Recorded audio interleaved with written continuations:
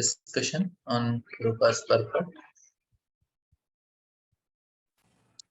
So Prabhuji has already taken the shloka recitation. So we'll just directly go from the translation purports.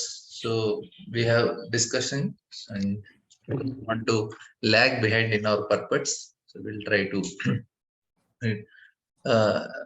we just 2 minutes of summary what we were discussing. The different yesterday we had a discussion on how this metal world Prabhupada is writing, it's illusory. So basically the discussion what we understood is the desire to get pleasure in this world is what is illusory, because it's not a place where we can get complete satisfaction, and our desire to enjoy is not fulfilled here completely. So that's the greatest illusion, to think this place is a place of enjoyment. And even though, and other thing is, it is not completely representing the spiritual world. It has a very limited aspects of spiritual world. In that way, it is illusory.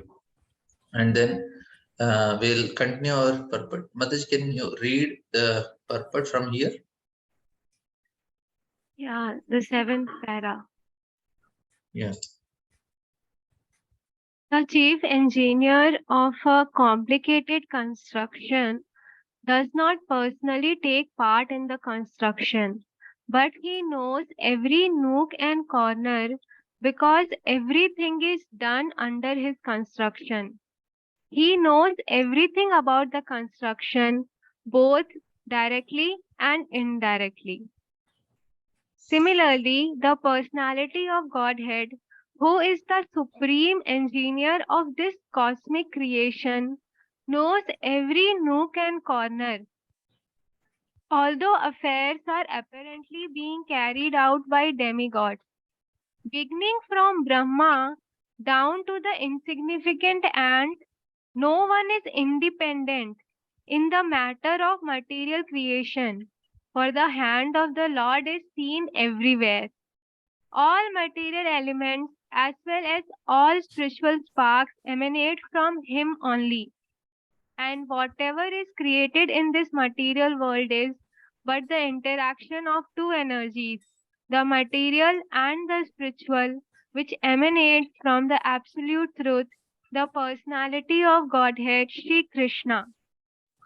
A chemist can manufacture water in the chemical laboratory by mixing hydrogen and oxygen. But in reality, the living entity works in the laboratory under the direction of the Supreme Lord, and the materials with which he works are also supplied by the Lord. The Lord knows everything directly and indirectly, and he is cognizant of all minute details, and he is fully independent. He is compared to a mine of gold, and the cosmic creations in so many different forms are compared to objects made from the gold, such as gold rings, necklaces, and so on. The gold ring and the gold necklace are qualitatively one with the gold in the mine, but quantitatively the gold in the mine is different. Therefore, the absolute truth is simultaneously one and different. Nothing is absolutely equal with the absolute truth, but at the same time, nothing is independent of the absolute truth. Yeah, this is a very nice explanation of how Krishna is, Prabhupada is telling how Krishna is Abhijna. He is and Swarat. So both the things are explained. How even for us, if we are doing activity, the energy which we have to do the activity and the intelligence that we need for the activity, ingredients to do the activity, and the place where we do everything is actually the manifestation of Supreme Lord only. By Him only everything happens. We very tiny sparks are part of Him with same quality. Of course, in terms of quality, to some extent, we are same like Him. But otherwise, all other things are Lord's energy only that is manifested here. This much deep is what is absolute truth. and how somebody can understand it with a tiny brain intelligence unless he reveals it. So when we know about all these things, we become little humble, and that will help in our chanting. So we'll know how insignificant our position is. This understanding will help us that everything is Lord only. It's manifestation. How great Krishna is, and people, they make serials and movies about Krishna and know something. They try to depict him in a particular way, but it cannot be compared. It cannot be understood with any of our material intelligence, because the intelligence only Lord has to give. So in all the ways, how tiny we are and how great Lord is. This material world is designed in such a way to hide the Lord, not to show him, because a living entity want to enjoy in this material world. If he sees the Lord all the time, he cannot enjoy. That is the reason this world is created, so that living entity gets an opportunity to lord it over this material nature. Say if when we are small, parents, when they go for 2 3 days for some function or something, children are at home, but they are very happy uh, that parents are not there for 2 3 days. Why? Because they get an independence to enjoy freely. Like we have when parents are there, even for few hours also, children, they feel very relaxed, not there. Okay, now we can enjoy. Similarly, Lord says, okay, if you see in front of me, you cannot enjoy, so I am hiding. That is the reason, if somebody want to know, he has to make extra endeavor. That is what is very important. We have to make an endeavor to understand him in this material world. We cannot shine if Lord is there. This world is made in such a way, and he's also independent. We want to be independent, so that's another problem with us. Yes,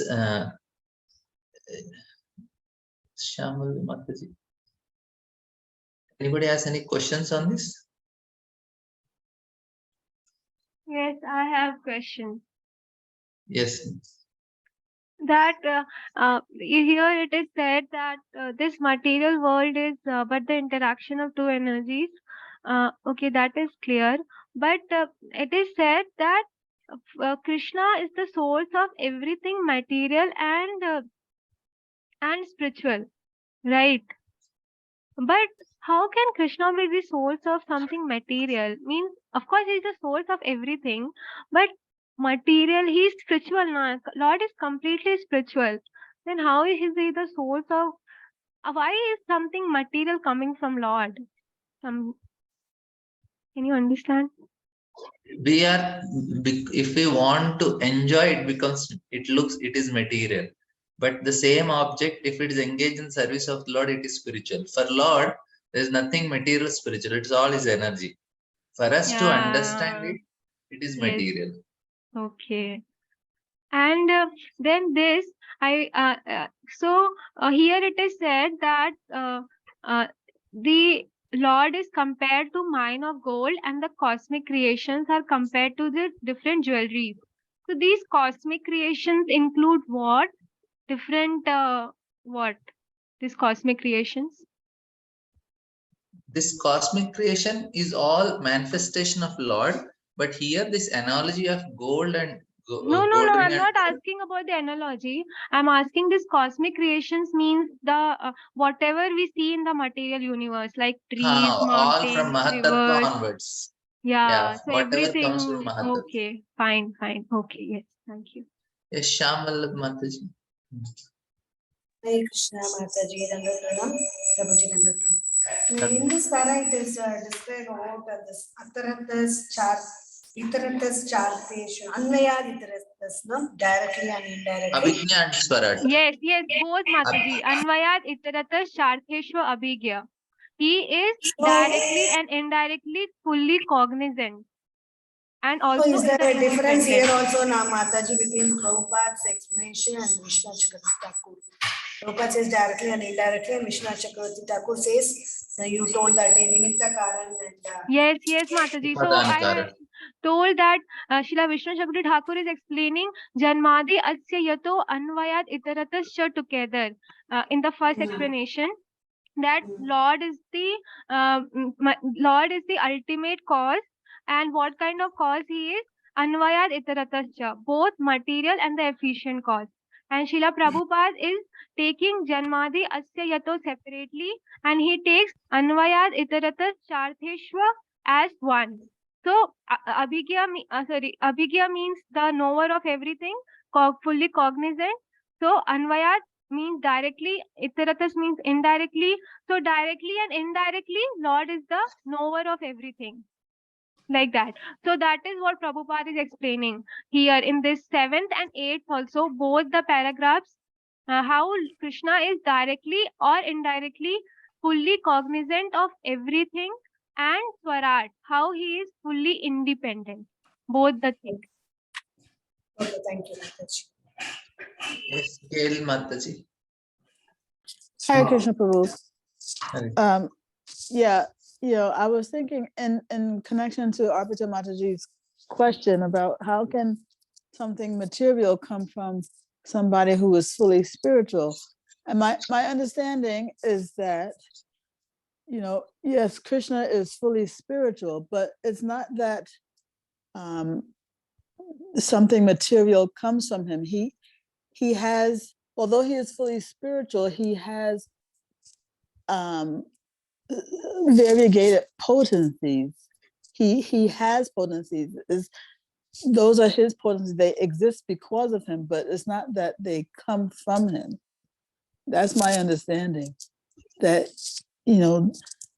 yes, the material energies exist because they cannot exist without Krishna, but they don't emanate from him. They exist because of him. He has potency. He has those potencies. And that's, we understand Parasha Shaktir Vividhaiva Shruyate. The Lord has all these energies always eternally. When we say yes. it is coming from him, means we can understand that it is emanating from him, but it is always there with him in that way also. And when Mataji asking the question, what she is telling, how it is called material, everything for Lord, there is nothing like material spiritual. Only for us it is material because we want to enjoy that matter. The same matter can be spiritual if we engage in the service of the Lord. So for us to understand, it is material and spiritual. For Lord, there is no difference. It's all eternally always there with. Okay, Matu? Yeah, yes, I had that understanding also, but simultaneously, he does have variegated energies, like the Jiva Shakti, right? That is, although it's spiritual because it is Krishna's energy, but at the same time, there is a substantial difference between Jiva Shakti and Antaranga Shakti. We are Tatastha Shakti. There is lots also, there are different varieties in the Shakti. They're not all in same category. There is Icha Shakti, Kriya Shakti, Jnana Shakti, Bala Shakti. There are so many energies of the Lord like that. Mm-hmm. It is not just and material. There's Bahir Shakti is also among them, but it's not.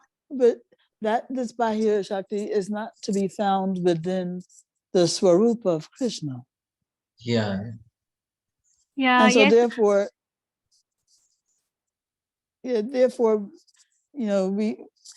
he does not emanate, Bahir Shakti. It doesn't come from him. It depends on him for existence, but doesn't. Yeah, coming from in the sense means, but now when Krishna is telling Natvevaham Jatuvasham Natvam Nivedam Nachaiva Nabhavisham Sarvema, it is all the living entities are always there. But still then Krishna is telling Aham Sarvasya Prabhu, I am the master. That means even though he is telling I am, everything is Aham always Sarvasya existing. Prabhu means everything emanates from me. So Lord, in that way, he's telling it is emanating, and when he's telling natve vaham jad natvam ne, it is always existing also. Nachaiva na bhavishyama sarve mayam ataparam. So he Yeah. also says that it's always there, and he also says it's coming from me. So in that way, one of the explanation when Krishna is telling that mamai vamsho jiva loke.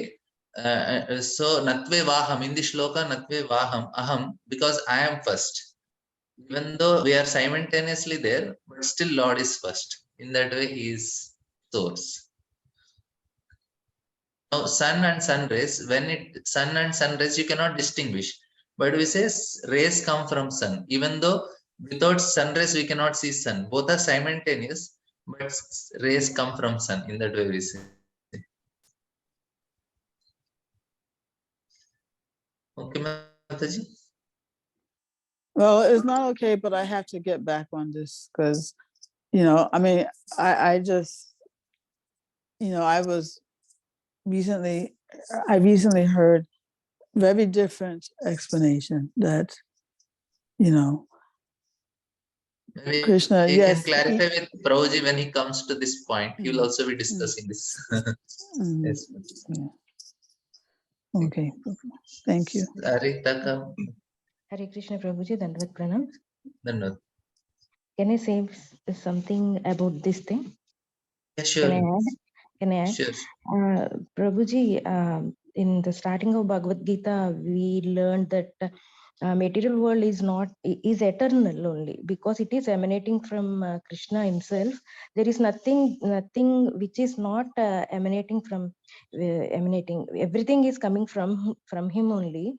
So we should not consider that it is not coming from Krishna and this is coming from Krishna, because it is all Purnam only. Everything is absolute until how we are approaching, because we want to lord it over the material nature we are exploiting. So it became what we say, it became, we are thinking it is an inferior thing because we want to lord it over.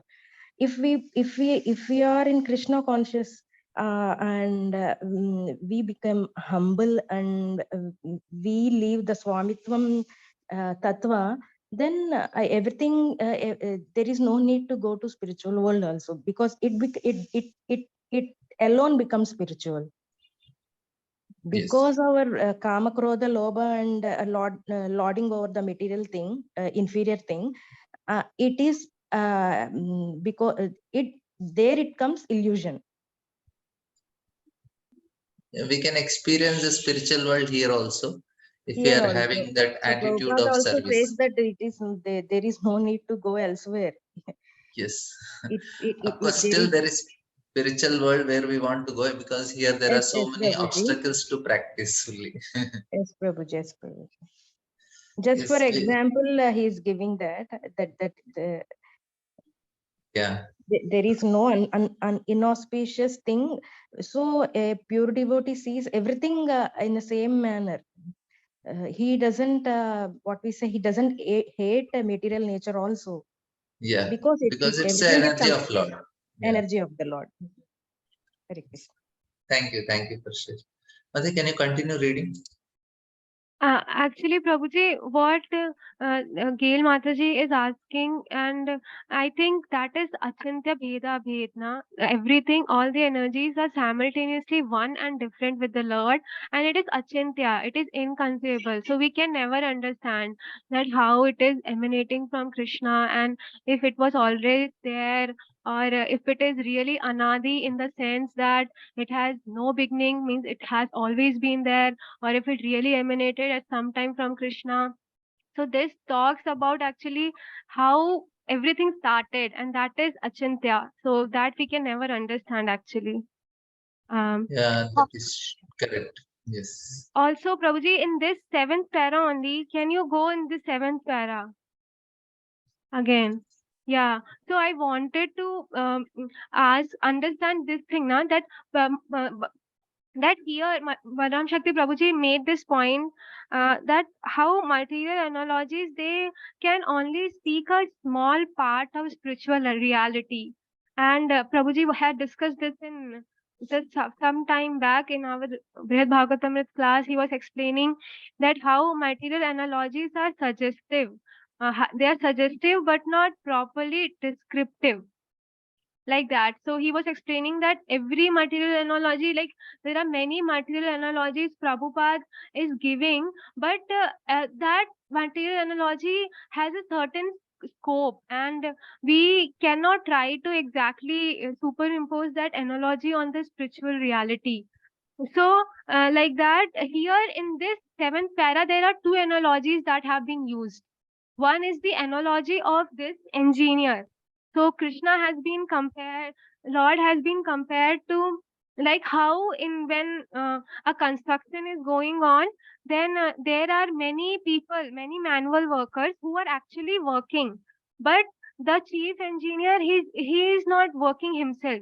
He is not personally taking part, and but everything is done under his direction. This is one analogy that has been used. Similarly, Lord, though he is not personally involved in this, in the working of the world, but actually still he knows about everything that is happening in this material world. This is one Yeah. analogy used, and the second analogy that has been used is this one only: gold and Yeah.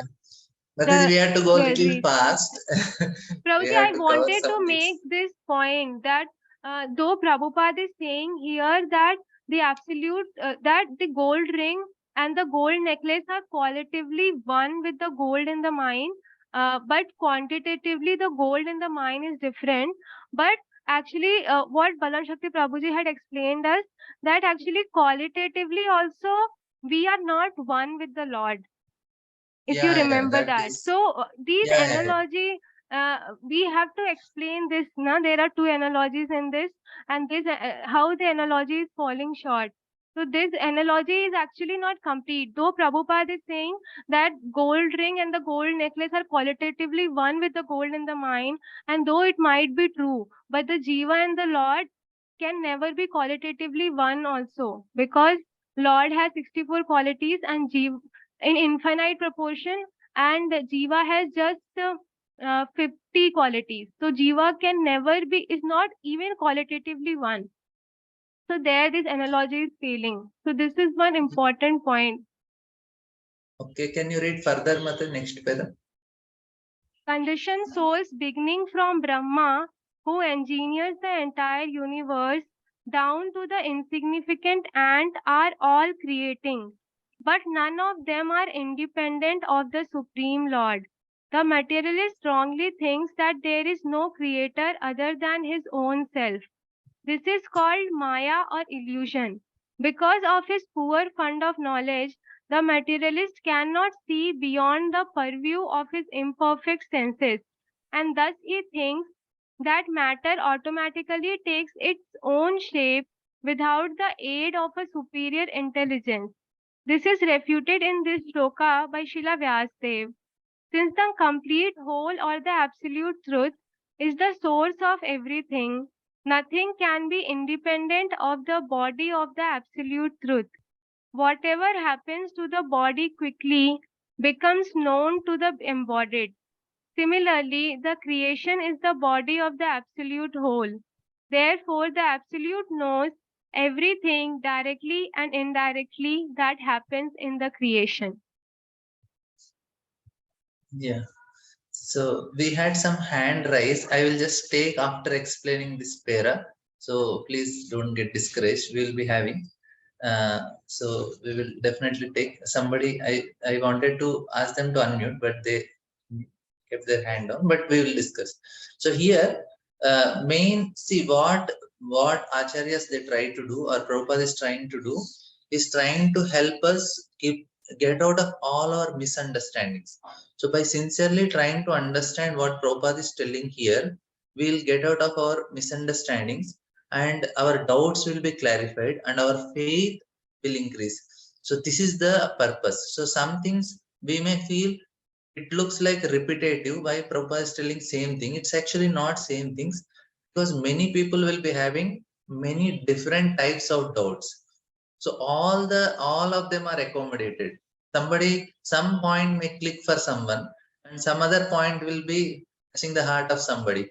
So that's why it is explained in different ways the same concept, so that our doubts are clarified. What is stopping us from developing that faith on Krishna is the doubt. Until that is not cleared, we cannot move ahead.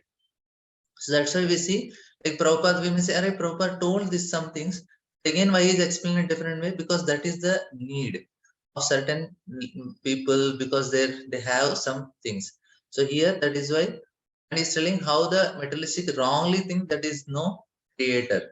Now we may think, Arey, we will, Prabhupada may be explaining the same point different way.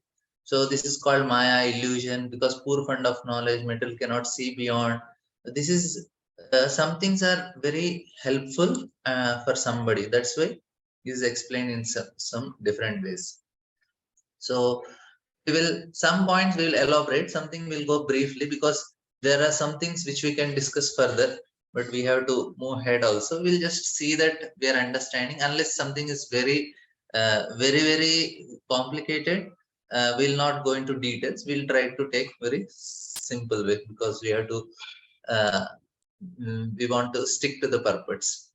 Anybody want to, somebody raise their hand, I could not unmute. So if they have still that question, we can discuss on that, or we'll go for the next pair. In the Shruti mantra, it is also stated that the absolute whole or Brahman is the ultimate source of everything. Everything emanates from him and everything is maintained by him.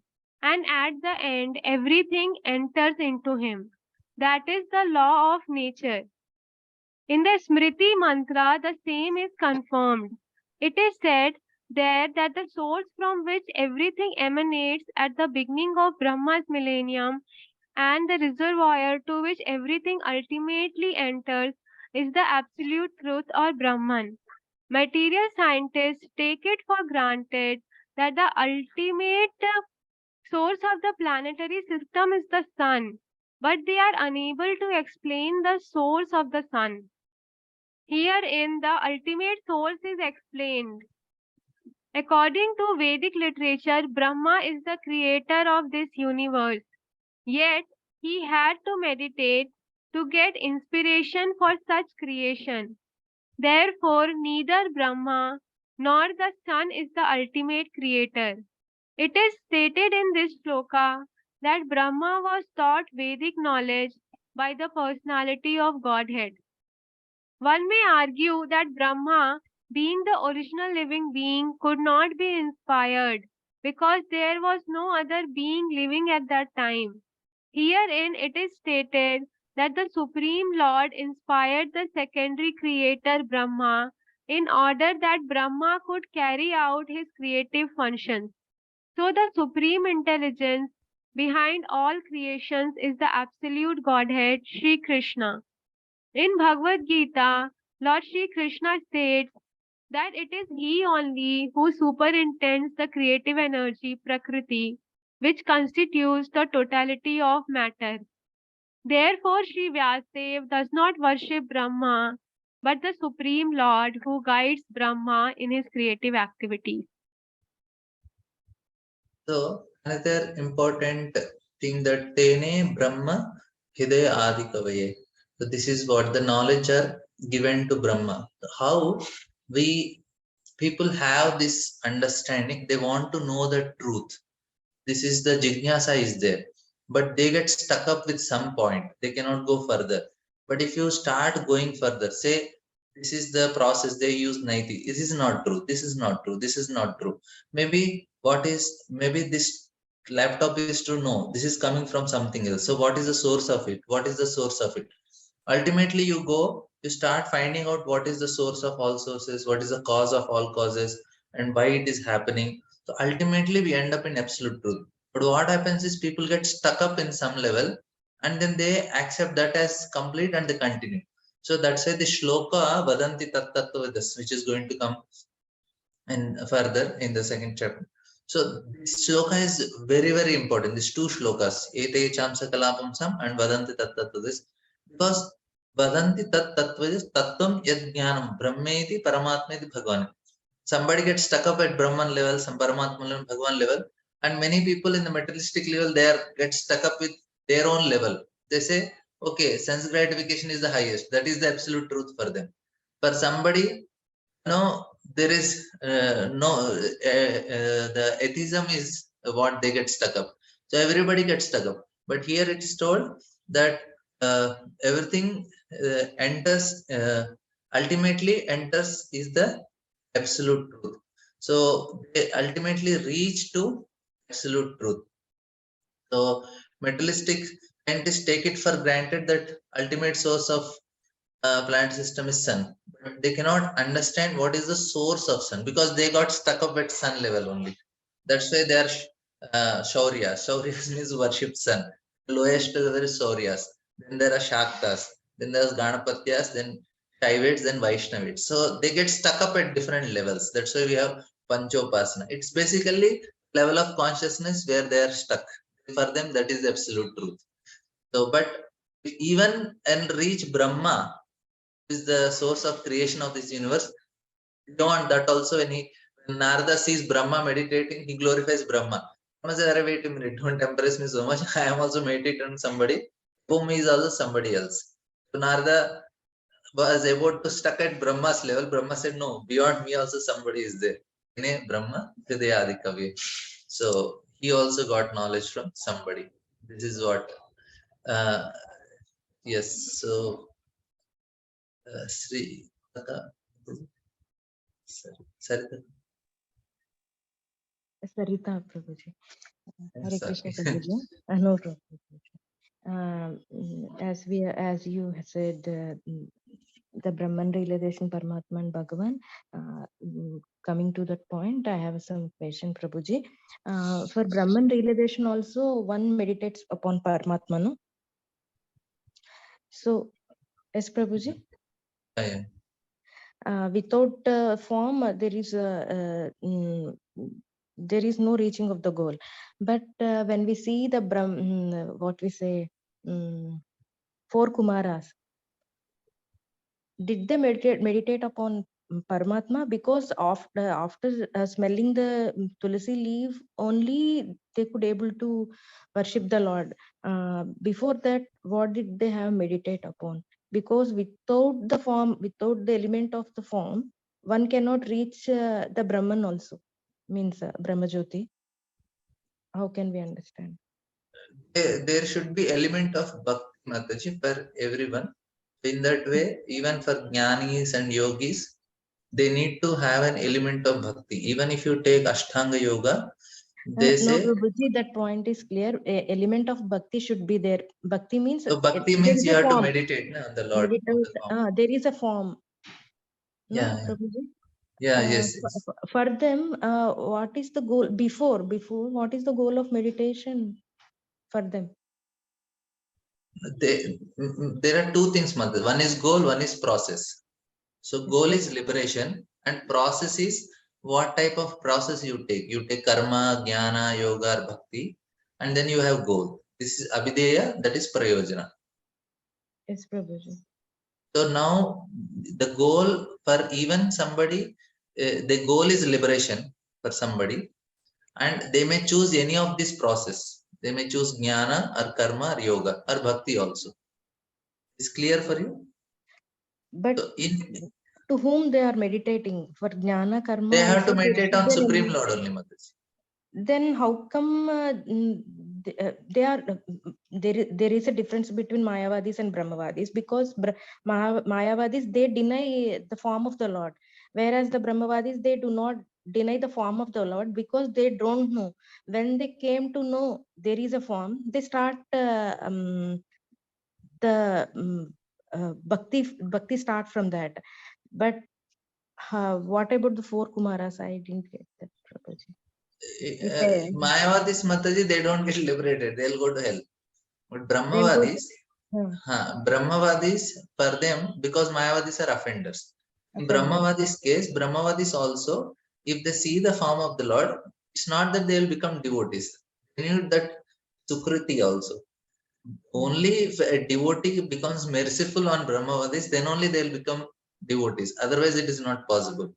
Because of Jai Vijay, Kumaras could appreciate the Lord and they could get that devotion part. Otherwise, it is not possible. So anybody who has to Jnana, Brahmavadis have to become devotee means they need to have association, mercy of some devotees. They need that Sukruti. They may appreciate it. They may get some sort of appreciation. They say, yeah, it's good.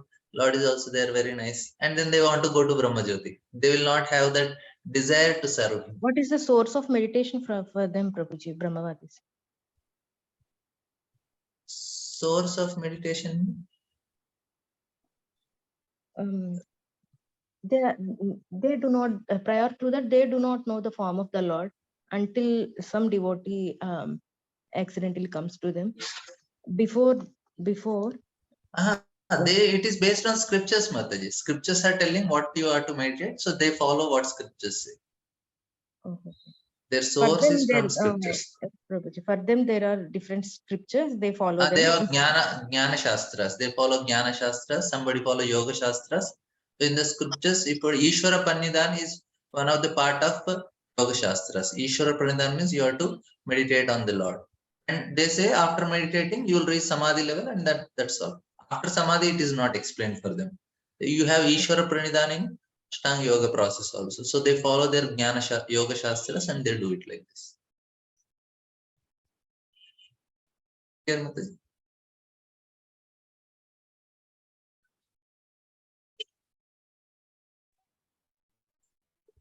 Yes, please. Hare Krishna, Prabhu. Yes, Prabhu. Can I speak? Actually, Mataji was asking, before becoming devotees, what is the form? What is that they meditate? Does they meditate on the form, or does the meditate impersonally? What is that she was asking? Like, according to my understanding, there are two kinds, like Sakara, Nirakara. So some people think that until you become Nirakara, you need a form to meditate. And after that, they will go and merge with the Brahman. And even in Bhagavad Gita, Arjuna asked, among these two, who are the better one? Like, who are meditating on Brahman, Nirakara Brahman, or on you, devotees? So there are some people, without form, they simply meditate on based on the scriptural knowledge. And as you said, they have a particular method of practicing. So they follow that system. They don't have any form. So that is what I have an understanding. Even after one level proof, they have to have some meditation, some bhakti element. That means they need to meditate on form, even though they feel it is temporary. But they have to meditate because they want to achieve their goal. Otherwise, they'll be stuck up on that level only. Yeah, but they think this is the preliminary phase. And once they attain Brahman, they don't have to worship the form. That is their understanding. Yes. That's all. Monica. Yes, Prabhuji. I think, does it mean that Brahmavadis think that the source of what Prabhuji said, that Sakara and Nirakara, the source of Sakara is Nirakara, is what is understanding of Brahmavadis, and devotees think that Sakara is the source of Nirakara. Is it right? Yes, Mataji. Okay. Kalpana Mataji. Hare Krishna Prabhuji, as per what I understood from Sarita Mataji, on what they focus on. Initially, if we see, as Prabhuji also showed, the Shakara and the Nirakara, they just focus on, like, on what they concentrate upon is some light or some thing. Suppose in case of Vipassana people, how they do, they just focus on the what you call the sensation happening in the entire body. So they don't attribute to some form initially. They do not believe on that the God has, and they do not attribute that energy or the sensation or the light to be the energetic one, that is Krishna. So they just focus on some which doesn't have a form, light or sound or something, they say like that. But it is not a picture of Krishna or some form they focus initially. The Brahman people, or the initial, as you said, it's a preliminary one. Maybe on the because with that only they say they achieve mukti, because they feel They just have to get purified by focusing on this, what is realized, that is they call as self-realization. They just focus on that and they attribute to the energy. It does get disseminated in the energy. They become one with the Brahma Jyoti. For them, the This highest is goal is that one. this is actually Mataji, this is not the complete what Jnana Shastras teach. If somebody wants liberation, this is something they may end up in somewhere in between, but they'll not really get liberation. They may go a little higher planets, that's all. But if ultimately if they want to get liberation, means they have to follow what the Jnana Shastras is or Yoga Shastras. It is there in the Shastras. And in the Shastra, it's clearly mentioned what you have to meditate upon and how you have to practice. So even Gyanis or Yogis, they have to meditate on the form of the Lord. Even though impersonally they will be doing now whatever you are hearing or seeing, they are not actually practicing Brahmavad or Jnana Marga. They are just they are just doing some speculative processes. But we have to follow what scriptures are telling. And scriptures are clearly telling, even for Jnanis or Yogis, they may not be bhaktas. They want to get liberated only, but they have to do it in according to the Shastras. Now the processes which people speak or hear, it is not Shastra. It is some mental speculation. And at the best, they will get the pleasure of being in mode of goodness. They may not go beyond that also. That is the point. Okay, Prabhu. Got it. Yes. We'll read further. If you remember, we had studied in Brihad Bhagavatamrit, Prabhuji had taught us this thing that in Tapoloka, who were there? Four Kumaras are there, and they are teaching meditation on which form of Lord? Nar Narayan. The Tapolok Vasis were meditating on Nar Narayan. So that is the form they are meditating on. These people and everyone there was who? A Gyan Yogi who is aspiring for Brahman or a Pradhanibhut Bhakta. So those devotees, so what Mataji is asking, before becoming devotees, what were four Kumaras? So they are mostly these Gyan Mishra Bhaktas. Or we can also, they are practicing Jnana, some aspects of Jnana, and they are meditating on this Nar Narayan form of the Lord. That is what we have studied in Brihad Bhagavatamrit. Are you able to remember, Prabhuji? Yeah. That is basically they have to meditate on the form. That is the point of discussion. Yeah, so that That is the without that they Sakar, cannot do. Nirakar, this is all nothing. They are meditating on the form of the Lord. We have studied it in Yeah. Brihad Bhagavatamrit. And the form is Yeah. of I'm telling it's Lord based on Narayan. scriptures. Yeah. Now see whatever now the people they practice and speak, it does not is based on scriptures. Yes. Okay. Yeah. Please read In this further. shloka, the particular words Abhigya and Swarat are significant. These two words distinguish the Supreme Lord from all the other living entities. No other living entity is either Abhigya or Swarat. That is, no one is either fully cognizant or fully independent. Even Brahma has to meditate upon the Supreme Lord in order to create.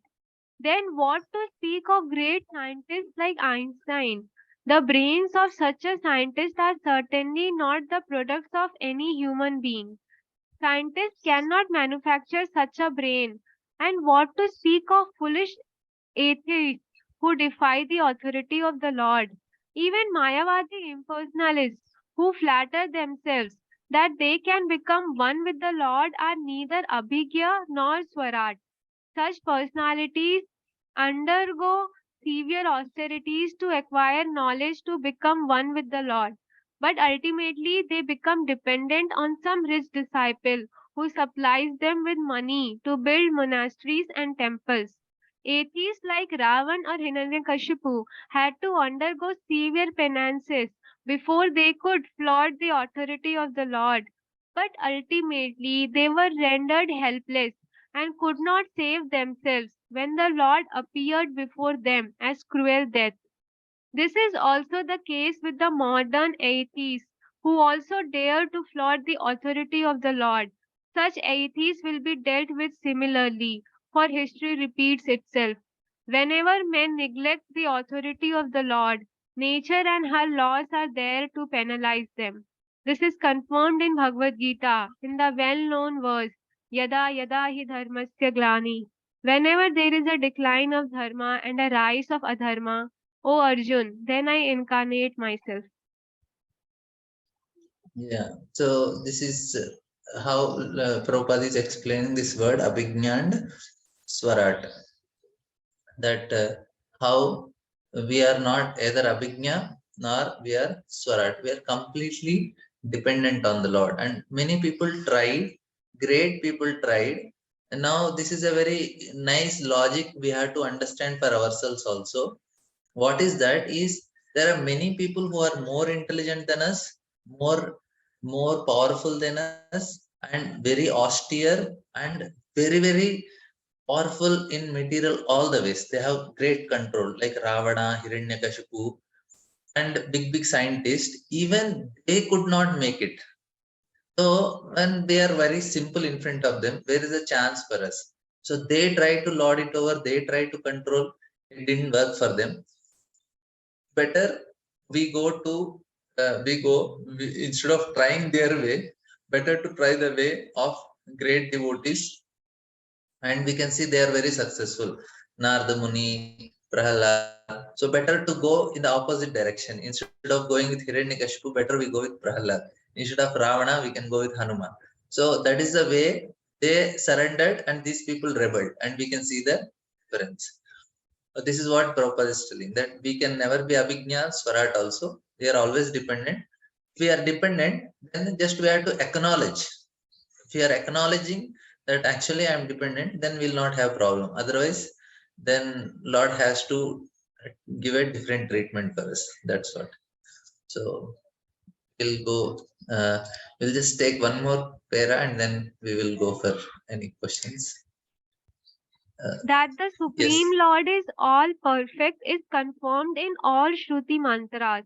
It is said in the Shruti mantras that the all perfect Lord threw a glance over matter and thus created all living beings. The living beings are parts and parcels of the Lord, and He impregnates the vast material creation with seeds of spiritual sparks, and thus the creative energies are set in motion to enact so many wonderful creations.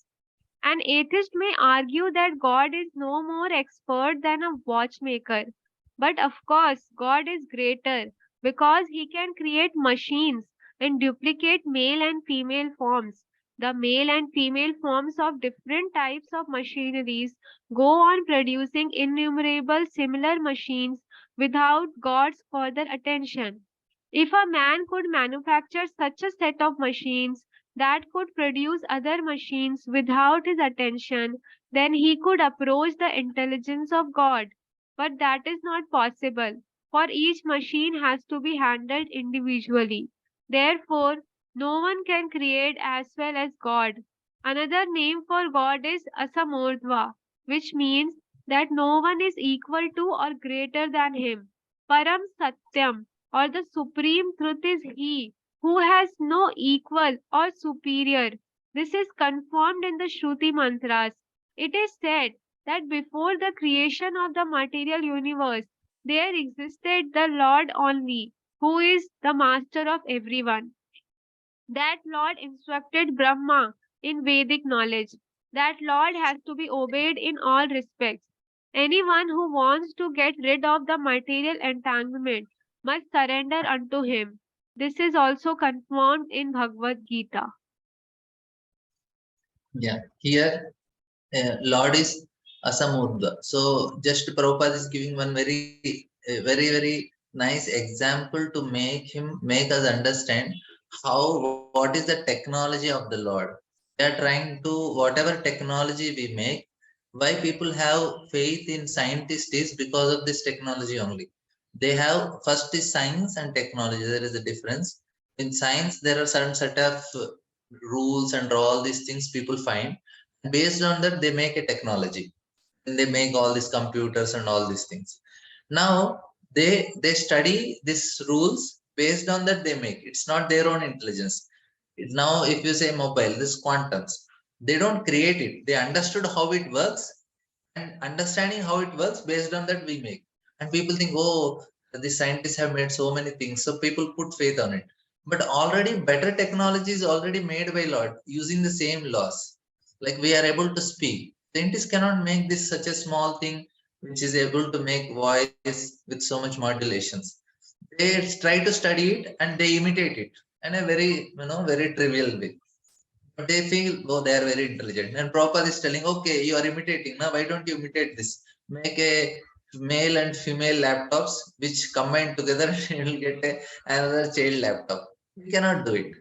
So that means you should accept that somebody is asamurdva. He cannot be imitated. He is something beyond. That's what Prabhupada is telling.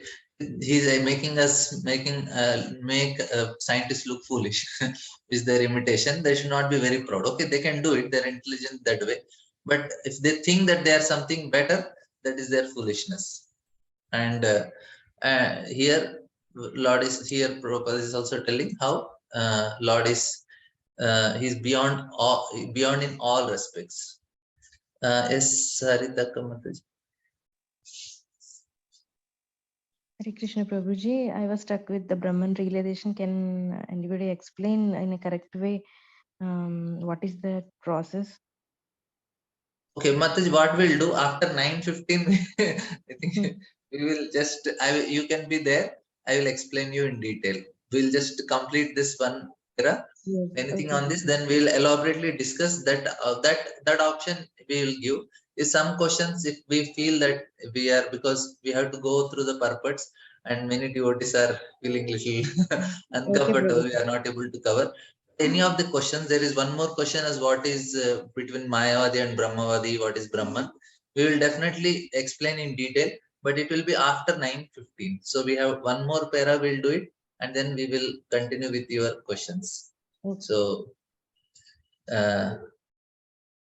this is so that others, they will also continue. And any questions you are feeling we are not discussed properly, please stay back and we can have a discussion after that very elaborately, and whatever we understand from our discussions we will try to explain to you very nicely. We have time, but along with this so please understand others devotees concerns also. Any points anybody want to add on this paragraph which we have just discussed, and about Lord's asamudva? Okay, we'll just read one more para and then we can go for Unless our discussion. one surrenders unto the lotus feet of the Supreme Lord, it is certain that he will be bewildered. When an intelligent man surrenders unto the lotus feet of Krishna and knows completely that Krishna is the cause of all causes, as confirmed in Bhagavad Gita, then only can such an intelligent man become a Mahatma or great soul. But such a great soul is rarely seen. Only the Mahatmas can understand that the Supreme Lord is the primeval cause of all creations. He is Param or ultimate truth because all other truths are relative to him. He is omniscient. For him, there is no illusion. Yeah, so this is one more important point what Prabhupada is telling, that unless we surrender, so this is a very important point, that only way we can understand is by surrender. Of course, surrender is not bhakti, it is a preliminary stage of bhakti, but this is the only way we will be able to understand what is the Supreme Lord. Otherwise, it is not at all possible. And uh, that is the example set by all the great personalities. And Bhagavad Gita also confirms this, that how Mahatmanam Sumam Partha Daivim Prakruti Mashrita. And I'll just make 2-3 points on it. Maybe on Monday we'll meet again. Okay, Mataji, we'll just take one Gail Mataji, and then yes, Mataji. And we'll, so now we will just Prabhuji, continue. 1 second. Oh, Just Prabhu. Oh, I wasn't able to unmute before. Mataji, do you want to say something before? Because I did have a question. yeah, yes, So yes. So Mataji, I we will can just make maybe. announcement. Wait. Now the time, now the time of our proper purport will not be reading any more purports, but we will be taking questions from now on Brahman and other discussions which Mataji had, and any further discussions they can stay back. We will continue the discussion on purport on Monday. Yes, Mataji. Any of Yeah, them? my question. One thing you just mentioned about the fact that surrender is preliminary to bhakti. And these two concepts, they've always been blurred for me, so I wonder if you can describe how it is that, what can you make that distinction between surrender and bhakti? According to Sri Sampradaya Mataji, surrender is bhakti, but for us it is not bhakti, it's the initial stage of bhakti. For them, okay, just depend on Lord and Lord takes care of everything and that's all. And everything is done. But for us, it is a beginning. We have to surrender, but ultimately for us to render service to Him. Like for them, if somebody asks Lords for protection, that is also bhakti. But for us, if somebody is asking Lord for protection, say, why are you engaging Lord in your service? He knows what is good for you, He will do it for you. You just have to serve Him. In emergency, you can ask, but it's not that you just always go for Lord and ask Him. No, for us, we want to render service to the Lord, develop a relation with Him. So in that way, there is a slight change in our understanding for us. It is not just, okay, Lord, protect me. No, we want to render service to the Lord. Like when there are Hamsa Guhya prayers by Daksha. Now it looks so nicely he's praying and asking protection and everything. But for us, Daksha is not a pure devotee. He is a mixed devotee. For us, when Prahlad was asked by Lord, oh, what do you want? Prahlad says, no, I don't want. I am not a merchant. I just want to render service to your Lord. It's like that. I will tell more on this, Mataji. I will just refer and I will explain some more. I have read it. I'm not recollecting what is exactly the difference between this, but some points, whatever I remembered, I shared. Maybe I'll share tomorrow, Monday after 9:15 discussion. I'll give you more explanation for it. Yeah, because, if we even surrender saying, Krishna is my protector, then I'm wondering, then how does that feeling that Krishna is my protector, my maintainer, why is that like a prerequisite for devotional service?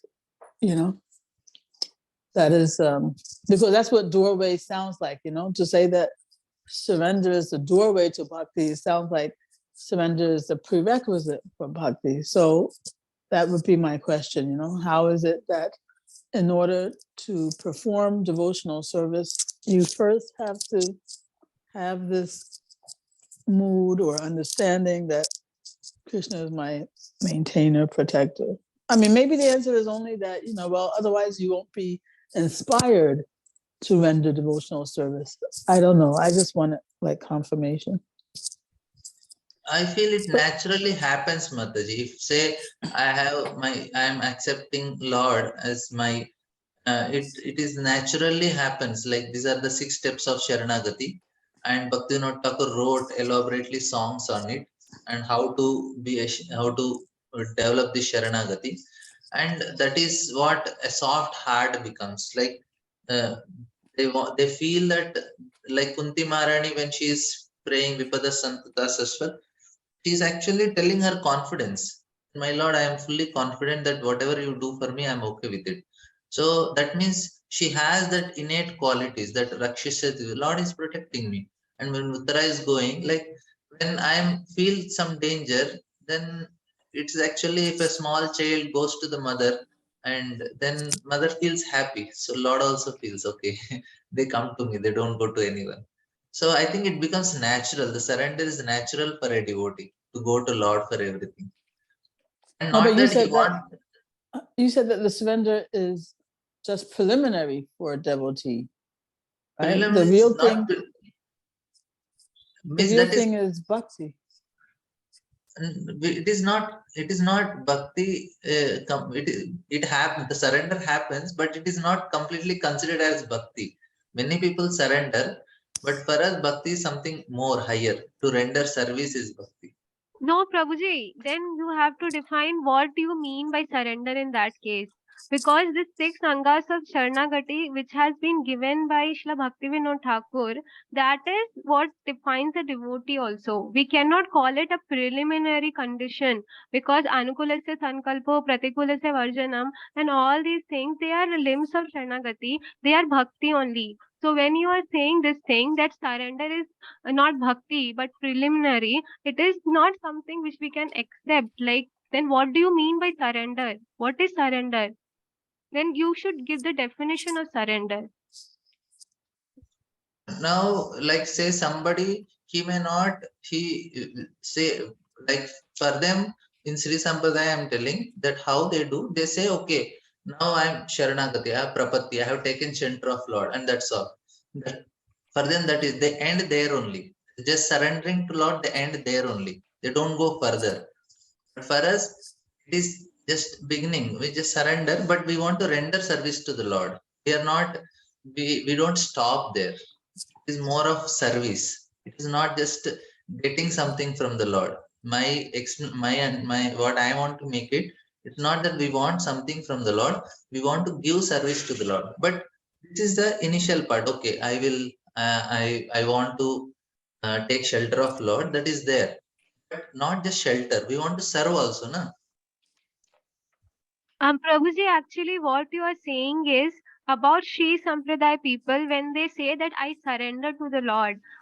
I don't know what do they mean when they say I surrender to the Lord. They are just saying it. But what Srila Bhaktivinoda Thakur Srila Bhaktivinoda Thakur's definition of surrender is that only that person is considered that he has surrendered to the Lord who is following the 6 limbs of Sharanagati. So someone might be saying that I surrender to you, but then it is just if his words, and it is not we are not able to see that through his actions, or it is not evident in his actions, and he is not following the 6 limbs of Sharanagati, then for in our case, we don't accept it as surrender also. We are not accepting it as surrender. So, for us, Gaudiya Vaishnavas, what surrendering is bhakti. Following the 6 limbs of Sharanagati is actually bhakti. We are That not just is, saying, I yeah. surrender to Krishna. We are following the 6 limbs, especially the first 2 limbs. And that is very important for a sadhaka. Anukulasya sankalpo, pratikulasya varjanam. Accepting things favorable for bhakti and rejecting things not favorable for bhakti. By following those 2 limbs, we are showing our surrender to Krishna. That is the way. That is bhakti, Prabhuji. Yeah, that is correct. So here, according to this definition, that is correct. But when people say surrender, of course, in what I was explaining about is Sri Sampradaya, when they say surrender, there is a difference in what our surrender and their surrender. So that is correct. What you explained is correct. But what I was meaning when we just say surrender, it is because I was taking their example, because for them also there is something called prapatti, and they say, okay, now we have surrender. So that's the beginning only. Yeah, according to this definition, what you said is But correct. but my understanding too is that, because we always hear in ISKCON that that the 6 limbs of surrender are the doorway to bhakti, and maybe it can be considered as bhakti because anything that supports Yeah, bhakti it is bhakti. Yes, is also bhakti. yes. But it's like there is a, it's like a gradation, like a gradation, like, yeah, Yes. like I said, because it facilitates bhakti, in that sense, you can call it bhakti. But Yes. it is, in that way, it's also considered a doorway to bhakti. Yes. Chandra Rekha Mataji.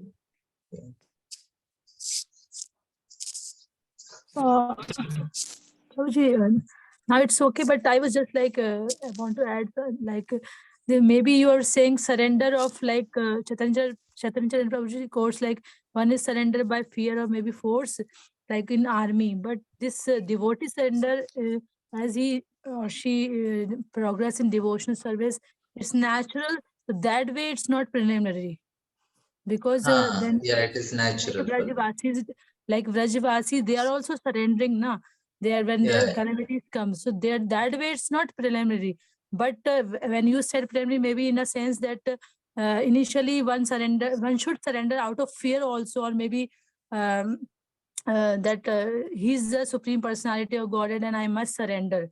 That way it's preliminary. That, but for a devotee, as he advances, surrender is the only means. This which Bhakti Vinod Thakur says.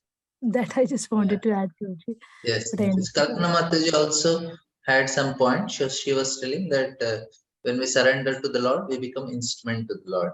And and we have, yeah, we have some points from the chat box also. Sarita Mataji also, she says that Krishna Prem means rendering devotional service. I didn't understand, Mataji, what point you want to make. Okay, anybody, you have still, we want discussion on this point of Brahman and Mayavadis and Brahmavadis. Who asked the question?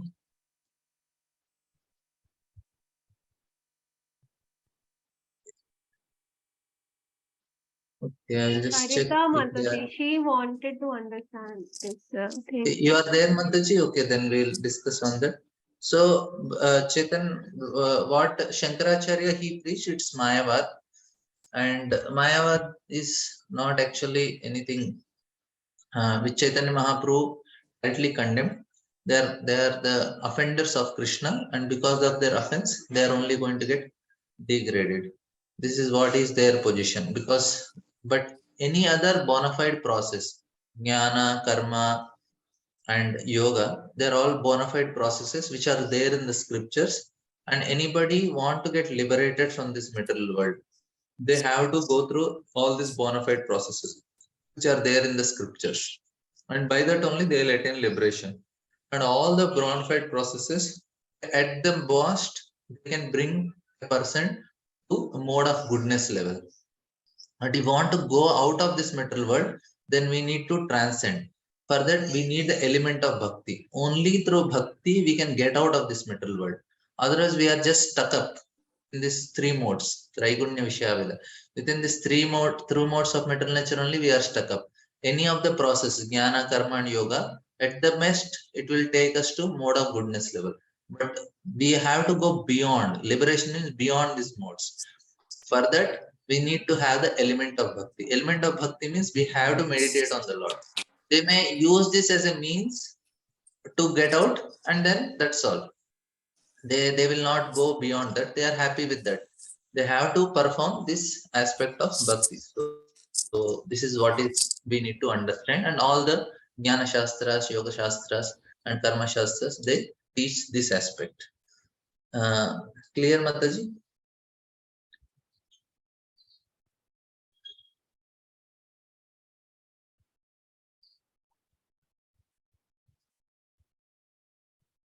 Okay.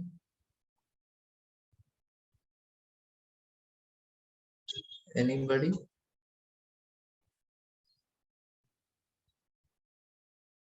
Okay. Yes, Gail Mataji. Just, I just want to quickly make one last point about this material energy coming from Krishna's, being emanating from Krishna, whose form is purely spiritual. So my understanding was that, the Mayavadis, for example, they think that,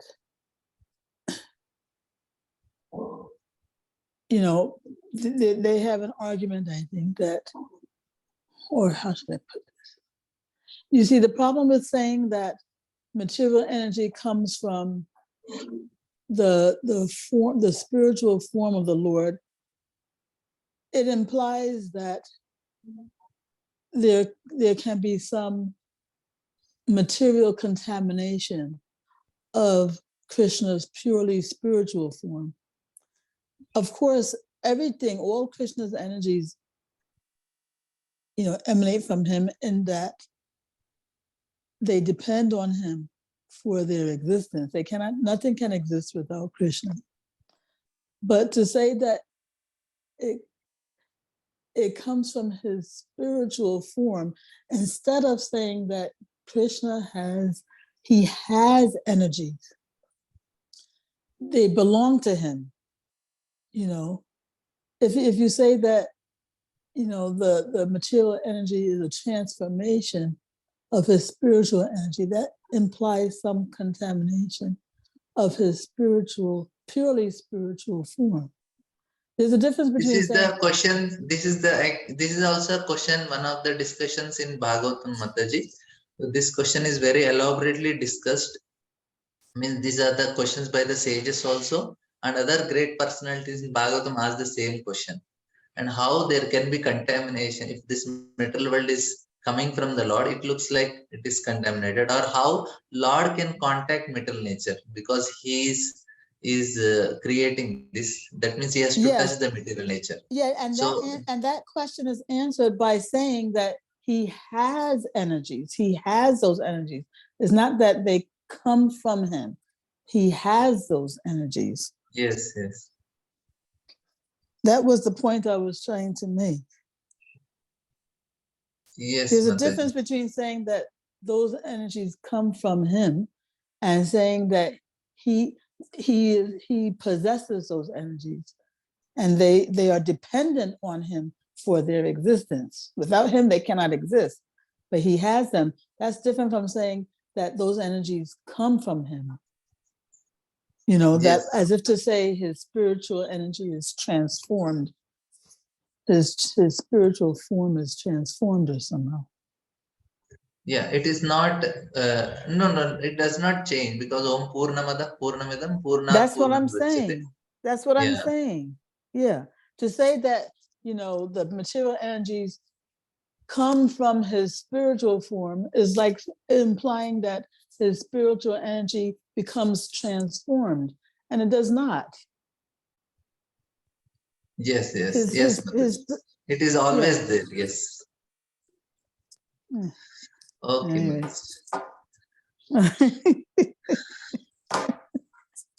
Thank you very much. So, okay, Sarita Mataji.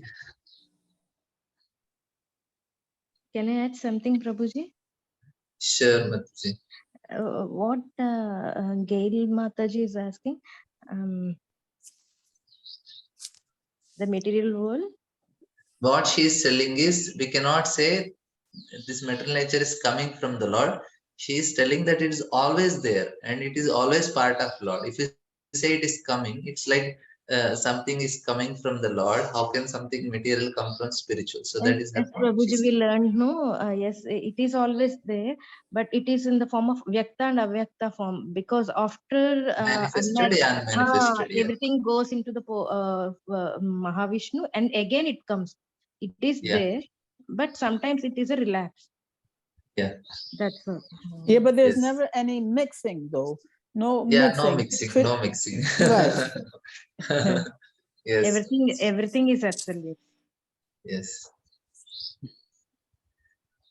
Okay, thank you all very much. We'll meet on everything is Monday. absolute, but there are still variety of energies. Everything is Krishna's energy, but that doesn't mean that there aren't varieties of energy. Yeah, Parasha Shaktir, Vividhaiva Shruyate. Yes, so many energies.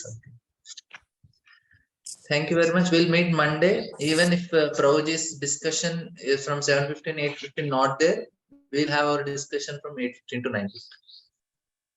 So you can join the discussions. Thank you all very much. Hare Krishna. Thank you, Prabhu. Thank you.